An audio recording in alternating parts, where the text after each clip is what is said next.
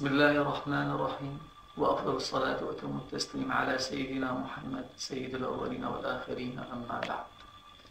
نتيجة للضربات والمجازر والمذابح التي يقوم بها هذا النظام الخائن ضد أهلنا وأخواننا المسلمين في حمص وإدلب، فقد عمدنا نحن المجلس العسكري للثوار بدير الزور إلى تكثيف الهجمات والضربات ضد هذا النظام وضد أمنه وشبيحته، ونتعهد بذلك يوميا إن شاء الله.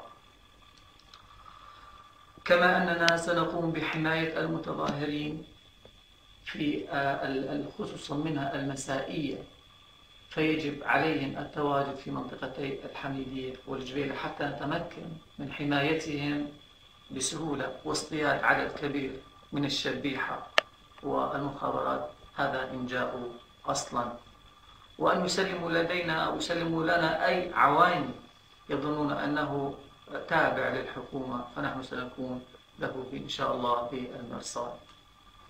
ثم هناك أمر آخر نود قوله، وهو البيان الأول قلنا أن هناك كتيبة أسامة بن زيد، وإنما هي كانت سرية تابعة لكتيبة الحمزة رضي الله عنهم أجمعين، وكتيبة الحمزة هم من الأبطال الأشاوس ضمن مجلسنا العسكري. كما أهيب بالذكر والتهديد الشديد ضد عناصر الدولة بدير الزور، وأقول لهم وأحذرهم: فأنتم من أبناء هذه الجلدة، فحذاري من أن تضروا أهلكم وأقاربكم، فأنتم أقرب إلى الشيطان من الله، فعودوا إلى الله وأسلموا تسلموا، والله يشهد أن ذاك هو التحذير الأخير. فعودوا إلى الله وتعاونوا معنا ضد هذا النظام القاتل لإخوانكم ولأقاربكم ولأهلكم، فأنتم أولا وآخرا مسلمون.